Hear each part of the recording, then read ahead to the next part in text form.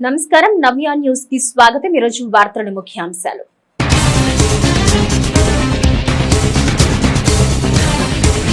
చీరాల కుప్పడం పట్టు చీరకు జాతీయ స్థాయి అవార్డు పట్ల స్పందించిన జిల్లా కలెక్టర్ వెంకటమురళి. పాన్ వరల్డ్ స్థాయిలో నేత కార్మికులు తమ వ్యాపారాన్ని విస్తరించుకునేందుకు మంచి అవకాశమన్న కలెక్టర్.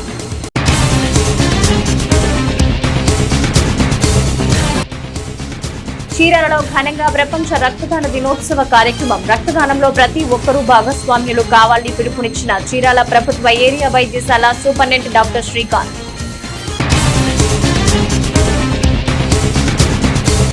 చేనేతల సమస్యల పరిష్కారంలో కూటమి ప్రభుత్వం విఫలమైందని, ఐక్యంగా పోరాటం ద్వారానే చేనేత రంగాన్ని కాపాడుకోగలం. చీరాల మండలం దేవాంగపురిలో జరిగిన చేనేత రంగం సమస్యలపై నిర్వహించిన రౌండ్ టేబుల్ సమావేశంలో చేనేత సంఘాల నేతలు. ఒకే జిల్లా ఒకే ఉత్పత్తి ప్రోగ్రాం కింద చీరాల కుప్పడం పట్టు చీరలకు జాతీయ అవార్డును ప్రకటిస్తూ కేంద్ర ప్రభుత్వం అధికారికంగా ఉత్తర్వులు జారీ చేయడం పట్ల జిల్లా కలెక్టర్ వెంకటమురళి స్పందించారు. చీరాల ప్రాంతంలోని చేనేతల సృజనాత్మకతకు ఎట్టకేలకు గుర్తింపు లభించిందన్నారు. తద్వారా పాన్ వరల్డ్ స్థాయిలో నేత కార్మికులు తమ వ్యాపారాన్ని విస్తరించుకునేందుకు ఓ మంచి అవకాశం లభించినట్టేనన్నారు. చేనేత అంటేనే చీరాల అనే విధంగా గడిచిన 3 దశాబ్దాలుగా కుప్పడం చీరాల తయారీలో చేనేతలు కనబరుస్తున్న నైపుణ్యానికి ఇప్పటికీ సరైన గుర్తింపు లభించినట్టయిందని బాపట్ల జిల్లా కలెక్టర్ వెంకటమురళి అన్నారు. ఒకే జిల్లా ఒకే ఉత్పత్తి ప్రోగ్రాం కింద చీరాల కుప్పడం పట్టు చీరలకు జాతీయ అవార్డు ప్రకటిస్తూ కేంద్ర ప్రభుత్వం అధికారికంగా ఉత్తర్వులు జారీ చేయడం పట్ల జిల్లా కలెక్టర్ వెంకటమురళి స్పందించారు. చీరాల ప్రాంతంలోని చేనేతల సృజనాత్మకతకు ఎట్టకేలకు గుర్తింపు లభించిందన్నారు. తద్వారా పాన్ వరల్డ్ స్థాయిలో నేత కార్మికులు తమ వ్యాపారాన్ని విస్తరించుకునేందుకు మంచి అవకాశం లభించినట్లేనన్నారు. ప్రభుత్వం ఈ విధంగా అందిస్తున్న ప్రోత్సాహం మన సంస్కృతి సంప్రదాయాలను ప్రపంచానికి చాటి చెప్పటమే కాక పల్లెవాసులకు కూడా ఎంతో ప్రాచుర్యాన్ని కల్పిస్తోంది. తద్వారా వారు కూడా పాన్ వరల్డ్ స్థాయిలో తమ వ్యాపారాన్ని విస్తరించుకునేందుకు అవకాశం కల్పిస్తోందని ఆశాభావం వ్యక్తం చేశారు. చీరాల పట్టణంలో మరి ఆంధ్రప్రదేశ్ రాష్ట్ర ప్రజలే గాక మొత్తం తెలుగు ప్రజలందరికీ మరియు ఇతర రాష్ట్రాల వాళ్ళకి కూడా అత్యంత సుపరిచితమైనది మన కుప్పడం అనేటువంటి చేనేత వస్త్రాలు. ఈ కుప్పడం చీరలు అనేది చీరాలలో మాత్రమే ప్రత్యేకత కలిగి ఉంటాయి. చీరాలలో మాత్రమే వీటిని నేస్తారు చేనేత కార్మికులు. సో ఈ చీరలు ఎంతో నాణ్యత కలిగి ఈ మహిళామణులకి స్త్రీలకి వీటి మీద ఎంతో మక్కువ ఉండి వీటి మార్కెట్ కూడా బాగుంది. అయినప్పటికీ కూడా మరి చేనేత కార్మికులకి వాళ్ళ కుటుంబాలకి ఇప్పుడు తగినంత డిమాండ్ ఇంకా లేకపోవడం వల్ల మరి కొంత ఇబ్బందులను కూడా వాళ్ళు ఎదుర్కొంటూ ఉన్నారు. ఈ చీరల్లో ఎంత నాణ్యత ఉన్నా దీనికి ఎంత గొప్ప పేరున్నా అది దేశవ్యాప్తంగా ఆ పేరు అనేది మనకి లేకపోవడం వల్ల కొన్ని ఇబ్బందులు ఉన్నాయి. మరి దీనికి సంబంధించి 1 డిస్ట్రిక్ట్ 1 ప్రోడక్ట్ అనేటువంటి కార్యక్రమం క్రింద కేంద్ర ప్రభుత్వం మనకు ప్రతి జిల్లా నుంచి ఏదైనా ఒక ప్రోడక్ట్ని వాళ్ళు ప్రెస్టీజియస్గా ప్రమోట్ చేసుకోవడానికి అవకాశం ఇచ్చినప్పుడు మన జిల్లా నుంచి మనం కుప్పడం శారీని ప్రమోట్ చేయడం జరిగింది. దీని మీద కేంద్ర బృందం మనకు జనవరి 9వ తారీఖున మన జిల్లాని సందర్శించి మనము కలెక్టరేట్లో కూడా కుప్పడం శారీస్ని ప్రదర్శించడం జరిగింది. వాళ్ళందరికీ కూడా వాటి గురించి వివరించడం, అప్పుడు చేనేత కార్మికుల్ని వాళ్ళ సంఘాలని కూడా అందులో ఇన్వాల్వ్ చేసి ఈ చీరల గురించి వాటి ప్రత్యేకత గురించి వాటి నాణ్యత గురించి మనం వివరించడం అనేది జరిగింది. ఆ తర్వాత వాళ్ళు ఫీల్డ్ కూడా విజిట్ చేసుకొని ఎక్కడెక్కడ ఎట్లా నేస్తున్నారు అనేది కూడా అన్నీ చూసుకున్న తర్వాత వాళ్ళు కేంద్ర ప్రభుత్వానికి నివేదికలు కూడా ఇచ్చిన తర్వాత ఇప్పుడు మన జిల్లాకి ఈ కుప్పడం శారీని 1 నేషన్ 1 ప్రోడక్ట్ అనే కార్యక్రమంలో అవార్డు కూడా ప్రకటించడం, ఆ అవార్డుని ప్రకటించడం అనేది మన జిల్లాకు చాలా గర్వకారణం. మన కుప్పడం శారీకి ఒక గుర్తింపు రావడం దేశవ్యాప్తంగా దేశ స్థాయిలో అనేది కూడా మన బాపట్ల జిల్లాకి ప్రజలందరికీ కూడా మరింత గర్వకారణం. మన రాష్ట్రానికి కూడా ఇది చాలా గర్వకారణం. మరి వెళ్ళి భారత ప్రభుత్వం చేత మనం ఈ అవార్డుని కూడా తీసుకొని వస్తాం. మరి ఈ అవార్డు తీసుకుంటాం, బాగానే ఉంది. తీసుకుంటే మరి దీనివల్ల ఏంటి ప్రయోజనం, ప్రజలకు దీనివల్ల ఏమొస్తుంది, లేదా చేనేత కార్మికులకి దీనివల్ల ఏం ప్రయోజనం కలుగుతుంది అంటే, మరి ఇప్పుడు కేవలం స్థానికంగా లేదా తెలుగు ప్రజల వరకే తెలిసినటువంటి ఈ చేనేత వస్త్రం, చేనేత చీర, ఇది ఇప్పుడు దేశవ్యాప్తంగా దీని పేరు అనేది తెలుస్తుంది. ఆన్లైన్ ప్లాట్ఫామ్లో గవర్నమెంట్ ఆఫ్ ఇండియా పెట్టేటువంటి ఆన్లైన్ ప్లాట్ఫామ్స్ అన్నింటిలో కూడా దీనికి ప్లేస్ దొరుకుతుంది.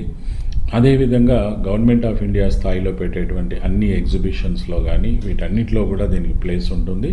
సో దీనికి మనకు ఏదైతే ఈ అవార్డు ఫంక్షన్లో కానీ ఇతర ప్లాట్ఫామ్స్ మీద కానీ దీనికి చాలా పబ్లిసిటీ వస్తుంది.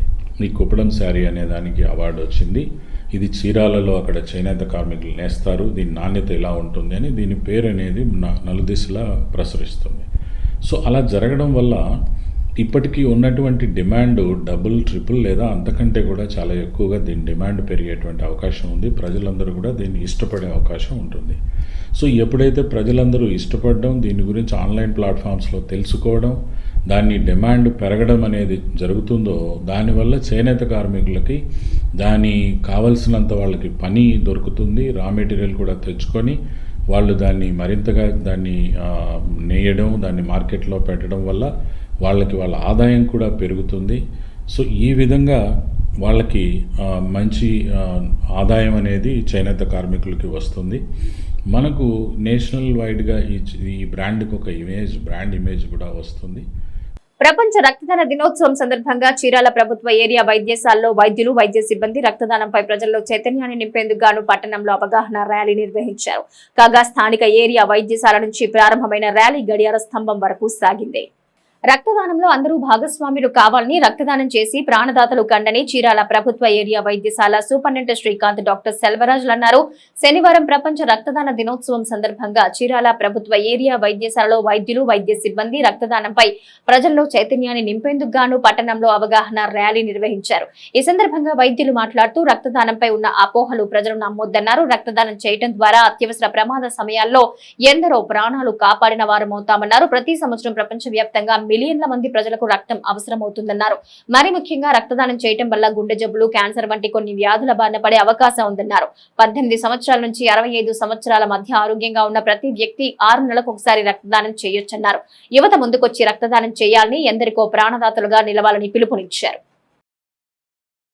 ఈరోజు ఏమిటంటే మనకి రక్తం అనేది ప్రతి మనిషికి చాలా అవసరము. యాక్సిడెంట్ సమయాల్లో కానీ గర్భవతులకు కానీ అందరికీ చాలా అవసరము. కాబట్టి మన హెల్తీగా ఉండేవాళ్ళు రక్తదానం చేస్తూ ఉంటే అలాంటి అనారోగ్యంగా ఉండే వాళ్ళకి మనం లైఫ్ సేవ్ చేయొచ్చు. ఇలాంటిది రక్త క్యాంపులు జరుపుతూ రక్త దినోత్సవం జరుపుకోవడం మనకి చాలా ఆనందకరంగా ఉంటుందని కోరుతున్నాయి.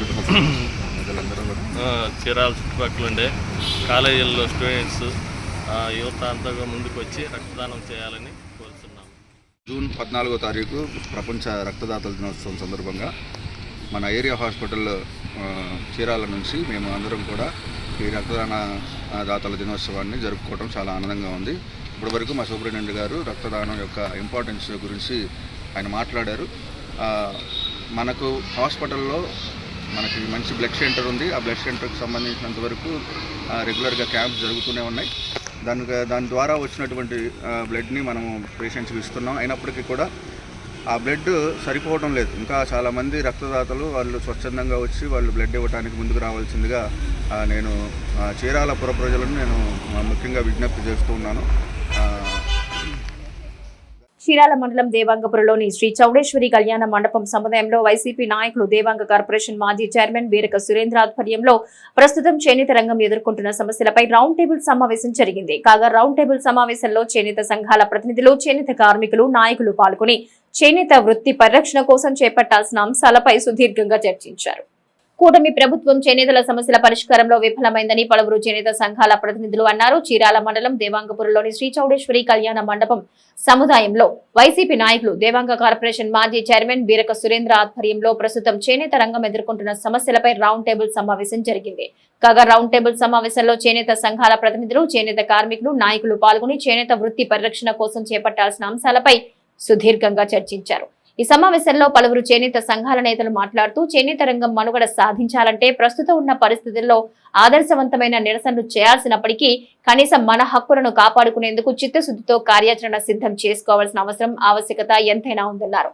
సమస్యల పరిష్కారం కావాలంటే ఖచ్చితంగా చేనేత కార్మికులు తాము ఎదుర్కొంటున్న సమస్యలపై గళం గట్టిగా వినిపించాలన్నారు. అలా కాకుంటే ఏ ప్రభుత్వం కూడా ఆ వర్గాలను పట్టించుకోదన్నారు. ఈ క్రమంలో గ్రామాన చేనేతలను చైతన్యం చేయాలన్నారు. అందుకోసం అన్ని గ్రామాల్లో సమావేశాలు నిర్వహించి పెద్ద ఎత్తున చేనేతల కార్యక్రమాలు చేసినప్పుడు ప్రభుత్వాలే మన దగ్గరకు పరిష్కారాలతో వస్తాయన్నారు. ఇక ముఖ్యంగా సమావేశంలో నేతలు పలు ముఖ్యమైన అంశాలపై చర్చ సాగింది. చేనేత వృత్తి పరిరక్షణ కొరకు నూలు, సిల్క్ ధరల పెరుగుదలను నివారణకు ప్రభుత్వం వెంటనే చర్యలు తీసుకోవాలని నేతలు డిమాండ్ చేశారు. ఇదే క్రమంలో చేనేత కార్మికుల సంక్షేమం కోసం థ్రిఫ్ట్, హెల్త్ ఇన్సూరెన్స్, చేనేత కార్మికుల రుణాలు, IAY గృహ నిర్మాణం పథకాలు అమలు చేయాలన్నారు. డిప్యూటీ సీఎం ఎన్నికల ప్రచారంలో చెప్పిన విధంగా నేతన్న నేస్తం పథకం కింద 30,000 రూపాయల నగదు అమలు చేయాలన్నారు. అలాగే చేనేత సహకార సంఘాల పాలక మండలి పునరుద్ధరణ చేయాలని, లేని పక్షంలో ఎన్నికలు నిర్వహించడానికి ప్రభుత్వం తక్షణమే చర్యలు తీసుకుని సహకార సంఘాల బలోపేతం చేసేందుకు చర్యలు చేపట్టాలని, నేత కార్మికులకు ఉచిత విద్యుత్ వెంటనే అమలు చేయాలని డిమాండ్ చేశారు.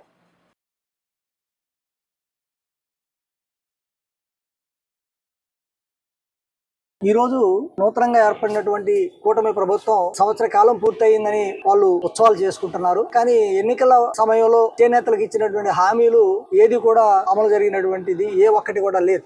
సూపర్ 6 లో అమల్లో కొన్ని 1-2 చేస్తున్నప్పటికీ మరి వృత్తి మీదే ఆధారపడి రోజువారీ జీవితం గడుపుకుంటున్నటువంటి ఈ వృత్తికారుల గురించి మరి చంద్రబాబు గారు, అట్లనే పవన్ కళ్యాణ్ గారు, చేనేతలకి బ్రాండ్ అంబాసిడర్ గా ఉన్నటువంటి పవన్ కళ్యాణ్ గారిని ఎంతో నమ్మారు చేనేతలు. కానీ ఇవాళ మాకు అర్థమవుతున్నది ఏంటంటే మోసపూరితమైన మాటలు చెప్పి అధికారంలోకి వచ్చిన తర్వాత నిమ్మక నీరెత్తినట్టు నిర్లక్ష్యంగా వ్యవహరిస్తున్నారనేది మాకున్న అభిప్రాయం. ఎందుకంటే చేనేతలకు నూలు ధరలు పెరిగితే పట్టించుకున్నటువంటి పరిస్థితి లేదు. చేనేతలకు సంబంధించి హెల్త్ ఇన్సూరెన్స్ మేము అమలు చేస్తామని చెప్పేసి ఈ రోజునే నేను 10 కోట్ల రూపాయలు ఇస్తున్నానని చెప్పి, ఎందుకంటే అఫిడవిట్ లో చాలా క్లియర్ గా హైకోర్టులో ఇచ్చారు అడ్వకేట్ జనరల్ ఏమని, మేము ఎన్నికలు జరిపిన తర్వాతే మేము ఆప్కో బాడీని మేము ఏర్పాటు చేస్తాం, అప్పటి వరకు మేము చెయ్యం, తదుపరి కాకపోతే ఈ ఒక్కసారే మాకు అవకాశం ఏంటి, నెక్స్ట్ మేము ఎన్నికలు జరుగుతాయి ఈ పీరియడ్ అయ్యాక. అప్పటి నుంచి ఇప్పటి వరకు కూడా దాని మీద ఆలోచన లేదు. ఇప్పటికీ ఎన్నికలు పెట్టాలనేటువంటి దృష్టి లేదు. కేవలం చేనేత రంగంలో నాయకత్వం లేకుండా చేయాలనేటువంటి కుట్ర దీనిలో దాగుందనేది రాష్ట్ర చేనేత జన సమాఖ్య అభిప్రాయపడుతుంది. చేనేత రంగానికి తక్షణమే ప్రభుత్వం చిత్తశుద్ధి ఉంటే ప్రకటించినటువంటి ఇన్సూరెన్స్ పథకం అమలు చేయాలి. నూలు ధరలు పెరుగుతున్నాయి, GSTని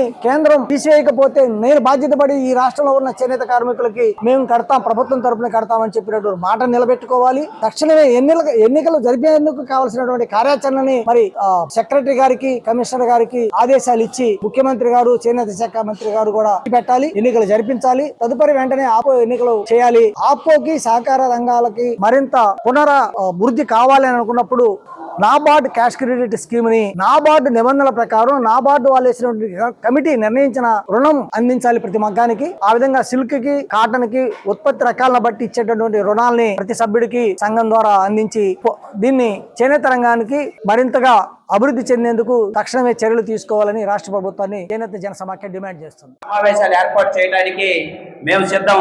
అలాగే పెద్దలందరి సలహాతో ఒక మంచి కమిటీ ఏర్పాటు చేసి గ్రామ స్థాయిన ఆ కార్యక్రమాలు నిర్వహించి మరి ఈ వాయిస్ ని ఈ రోజు ఏదైతే మీ అందరి గొంతుకు ఏదైతే వినిపించారో అది మనకు ఉనికిని చాటడానికి ఉపయోగపడుతుంది. కాబట్టి ఈ ఉనికిని మనం ముందుకు తీసుకెళ్లాలా, మన మనుగడకు ప్రశ్నార్థకంగా ఉన్న మన ఉనికిని సాధించాలంటే మన గొంతుకు నుండి ప్రశ్నలించి ప్రభుత్వాన్ని ప్రశ్నించినప్పుడే మనకు ఫలితాలు వస్తాయి. కాబట్టి ఆ ఫలితాలు సాధించాలంటే అందరం కలిసి నడవాలా, అందరం కలిసి ముందుకెళ్లాలా, అప్పుడే మనం సమస్యలు పరిష్కారం అవుతాయి. కాబట్టి ఈ రౌండ్ టేబుల్ సమావేశానికి మరి ఇక ఎడాక్ కమిటీ ఏర్పాటు చేసి తర్వాత గ్రామాన కూడా ఈ సమావేశాలు ఏర్పాటు చేసి దాని తర్వాత ఏ విధంగా ముందుకెళ్లాలి అనేది కూడా పెద్దలందరూ ఎడాక్ కమిటీలో నిర్ణయం తీసుకొని సాధిస్తాం. ఇప్పుడైతే ఈ చెప్పిన ఎజెండా అంశాలన్నీ కూడా క్రోడీకరించి ఒక తీర్మానం చేసి దాన్ని ప్రభుత్వానికి మరి చేనేత సంబంధించిన డిపార్ట్మెంట్లకి అందించడం జరుగుతుంది.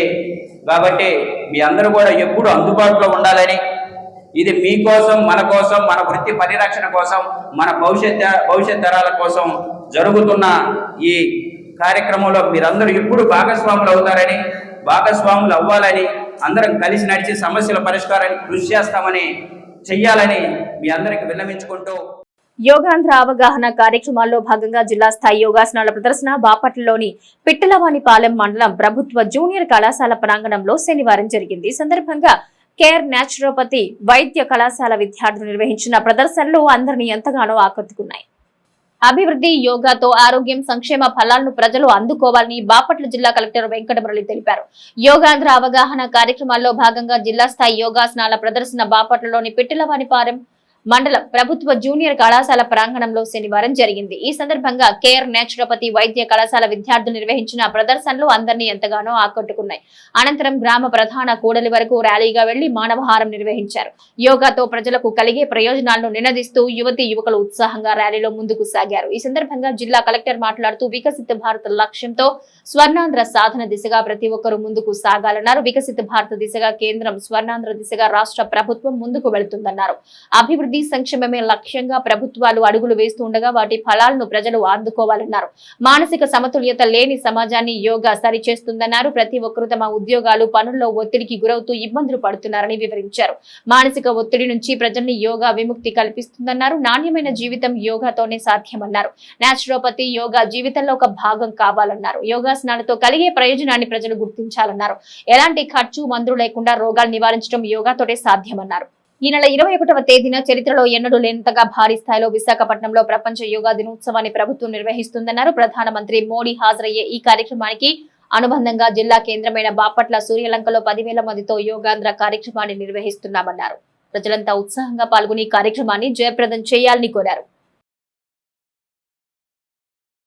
ఒక్కొక్క రోజు ఒక్కొక్క థీమ్తో, ఒక్కొక్క రోజు ఒక ప్రదేశంలో అనేక మందికి ఆకర్షణ కలిగేలాగా మనం చేస్తున్న ఈ కార్యక్రమానికి ఒక పాజిటివ్ పబ్లిసిటీ వచ్చేలాగా మనం చేస్తూ ఉన్నాం. మరి ఈ రోజు నా ఎదురుగా ఉన్న మీ అందరికీ, పిల్లలకి, అట్లనే జిల్లాలో ఉన్నటువంటి ప్రజలందరికీ కూడా విజ్ఞప్తి ఏంటంటే, మళ్ళీ మనం 21st వరకు కూడా అనేక కార్యక్రమాల్ని చేస్తూ ఉన్నాం. వాటన్నిటినీ డిస్ట్రిక్ట్ అడ్మినిస్ట్రేషన్ యొక్క ట్విట్టర్ లో గానీ, ఫేస్బుక్ లో గానీ, యూట్యూబ్ ఛానల్లో కూడా మీరు ఫాలో అవ్వచ్చు. జూన్ 21న చేపట్టబోయే మనం కూడా ఆ రోజున ప్యారలల్ గా మన జిల్లాలో సూర్యలంక బీచ్ లో 10,000 మందితో మనం ప్లాన్ చేసుకుంటూ ఉన్నాం. అందులో మీరు కూడా భాగస్వాములు, మీరందరూ కూడా వస్తారు. మరి ఇన్ని రకాలుగా ఎందుకు చేస్తూ ఉన్నాం? అంతర్జాతీయ యోగా దినోత్సవాన్ని జూన్ 21న అతి పెద్ద ఎత్తున జరుపుకోవడం కోసం ఇన్ని రకాల కార్యక్రమాలు చేస్తున్నాం. దీనివల్ల ప్రజలకు ఏంటి లాభం అని అంటే, మరి మీరు నేచురోపతి ఇన్స్టిట్యూషన్ లో చదువుతున్న పిల్లలు మీకు అనేక పాఠ్యాంశాలు బోధించి ఉంటారు. మరి నేచురోపతి లేదా యోగా మన డైలీ లైఫ్ లో అలవాటుగా చేసుకొని మనం ఒక నాణ్యమైనటువంటి జీవితాన్ని జీవించడం అనేది ఈ రోజుల్లో ఎంత అవసరమో, దానికి ఎంత ప్రాధాన్యత ఉందో, ఎంత డిమాండ్ ఉందో కూడా మీకు తెలుసు. గుజరాత్ లోని అహ్మదాబాద్ లో ఎయిర్ ఇండియా విమానం కూలి మృతి చెందిన ప్రయాణికులకు చీరాలలో దళిత బహుజన పార్టీ నేతలు నివాళులర్పించారు. మృతుల కుటుంబాలకు ప్రగాఢ సానుభూతి తెలిపారు. ఎయిర్ ఇండియా విమానం ప్రమాదంలో పెద్ద సంఖ్యలో ప్రయాణికులు మృతి చెందడం దురదృష్టమైన ఘటన అని పలువురు దళిత బహుజన పార్టీ నాయకులు అన్నారు. గుజరాత్ లోని అహ్మదాబాద్ లో ఎయిర్ ఇండియా విమానం కూలి మృతి చెందిన ప్రయాణికులకు చీరాలలో దళిత బహుజన పార్టీ నేతలు నివాళులర్పించారు. మృతుల కుటుంబాలకు ప్రగాఢ సానుభూతి తెలిపారు.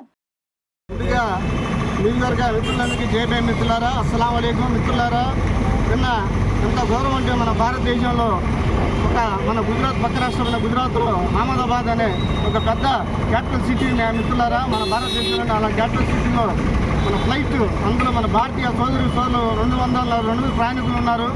అందులో 2 మిగిలారు మిత్రులారా. 242 మంది చనిపోయారు. అలా కాకుండా ఫ్లైట్ కూడా ఒక పెద్ద బిల్డింగ్ మీద ల్యాండ్ అయింది. ఆ బిల్డింగ్ లోపల మెడికల్ కాలేజీ ఉంది, హాస్టల్స్ ఉన్నారు. అక్కడ ఎంతోమంది చనిపోయారు.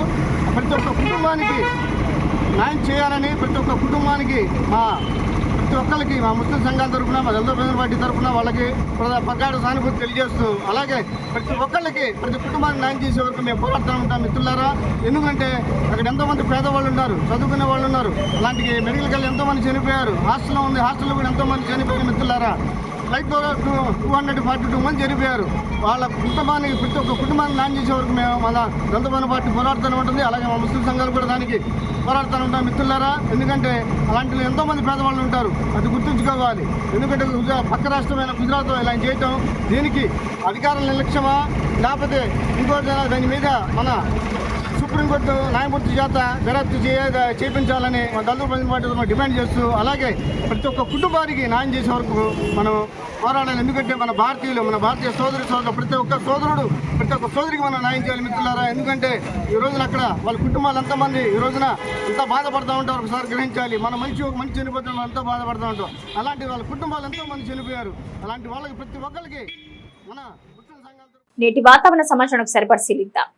ఉత్తర అంతర్గత కర్ణాటక, తెలంగాణ, రాయలసీమ ప్రాంతాల మీదుగా ఉపరితల ఆవర్తనం 5.8 కిలోమీటర్ల ఎత్తులో నైరుతి దిశగా విస్తరించింది. పశ్చిమ మధ్య అరేబియా సముద్రం నుంచి తూర్పు తీర ఆంధ్రప్రదేశ్ వరకు ఉపరితల ఆవర్తనం 3.1, 5.8 కిలోమీటర్ల ఎత్తులో కొనసాగుతోంది. ఉత్తర ఒడిశా పరిసర ప్రాంతాల్లో 3.1, 5.8 కిలోమీటర్ల మధ్య ఉపరితల ఆవర్తనం నైరుతి వైపు వంగి ఉంది. ఉత్తర కోస్తా ఆంధ్రప్రదేశ్ తీరంలో 5.8 కిలోమీటర్ల ఎత్తులో ఉపరితల ఆవర్తనం ఉంది. వార్తల్లో నేటి అంతర్జాతీయ, జాతీయ, రాష్ట్ర ముఖ్యమైన అంశాలను పరిశీలిద్దాం. సాంకేతిక సమస్యతో వాయిదా పడిన స్పేస్ ఎక్స్ డ్రాగన్ వ్యోమనౌక ప్రయోగానికి సంబంధించి కొత్త తేదీని ఇస్రో తాజాగా ప్రకటించింది. ఈ నెల 19న ప్రయోగం చేపట్టనున్నట్టు వెల్లడించింది. అమెరికాలోని ఫ్లోరిడాలో ఉన్న నాసాకు చెందిన కెనడీ స్పేస్ సెంటర్ నుంచి ప్రయోగం జరగనుంది.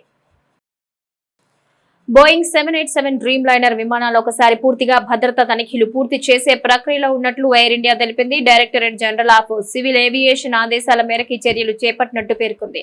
డీజీసీఏ నిర్దేశించిన వన్ టైం భద్రతా తనిఖీలను పూర్తి చేసే ప్రక్రియలో ఎయిర్ ఇండియా నిమగ్నమైంది. ఎయిర్ ఇండియా బోయింగ్ 787 విమానాల్లో 9పై అలాంటి తనిఖీలు పూర్తయ్యాయి. రెగ్యులేటర్ పేర్కొన్న గడువులోగా మిగిలిన 24 విమానాల భద్రతా తనిఖీల ప్రక్రియను పూర్తి చేసే పనిలో ఉన్నామని ఎక్స్ లో పేర్కొంది. అమరావతి వేదికగా ముఖ్యమంత్రి చంద్రబాబు అధ్యక్షతన సిఆర్డీఏ 49వ సమావేశం జరిగింది. గవర్నమెంట్ కాంప్లెక్స్ పరిధిలోని 1450 ఎకరాల్లో మౌలిక వస్తువుల కల్పనకు 1052 కోట్లతో టెండర్లు పిలవడానికి ఆమోదించింది. దీని ద్వారా ఐకానిక్ టవర్స్, అసెంబ్లీ, హైకోర్టు, ఎమ్మెల్యేలు, ఎమ్మెల్సీలు, అధికారులకు సంబంధించి బంగ్లాలు, నివాసాలు నిర్మించనున్నట్లు ప్రకటించారు. స్పీడ్ యాక్సెస్ రోడ్ను నేషనల్ హైవేకు కలిపేందుకు 682 కోట్లతో టెండర్ పిలవాలని నిర్ణయించారు. కొత్త ఎలక్ట్రిక్ స్టార్టప్లు మాత్రమే కాదు, పెద్ద ఆటో కంపెనీలు కూడా కొత్త మోడళ్లతో ఎలక్ట్రిక్ ద్విచక్ర వాహన విభాగంలో సందడి చేస్తున్నాయి. 1 లేదా 2 కాదు, 4 కొత్త ఎలక్ట్రిక్ స్కూటర్లు త్వరలో భారత మార్కెట్లోకి ప్రవేశించబోతున్నాయి. ప్రస్తుతం ఎలక్ట్రిక్ వాహనాల హవా కొనసాగుతున్న నేపథ్యంలో కంపెనీలు సరికొత్త మోడళ్లతో ఈవీలను అందుబాటులోకి తీసుకొస్తున్నాయి. ప్రపంచ టెస్ట్ ఛాంపియన్షిప్ లో కొత్త విజేతను చూడబోతున్నాం. డిపెండింగ్ ఛాంపియన్ ఆస్ట్రేలియాకు షాక్ ఇస్తూ 3వ సీజన్ లో దక్షిణాఫ్రికా విజయం దిశగా సాగుతోంది. 3వ రోజు బ్యాటింగ్ కు అనుకూలించిన పిచ్ మీద సఫారీ బ్యాటర్లు ఓపికగా ఆడి జట్టును పటిష్ట స్థితిలో నిలిపారు. నవ్య న్యూస్ ముగించే ముందు ముఖ్యాంశాలు మరోసారి.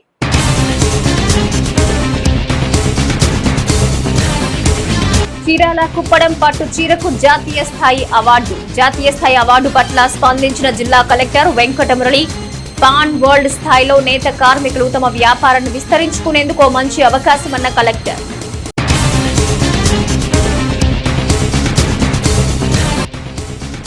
చీరాలలో ఘనంగా ప్రపంచ రక్తదాన దినోత్సవ కార్యక్రమం. రక్తదానంలో ప్రతి ఒక్కరూ భాగస్వామ్యులు కావాలని పిలుపునిచ్చిన చీరాల ప్రభుత్వ ఏరియా వైద్యశాల సూపరింటెండెంట్ డాక్టర్ శ్రీకాంత్.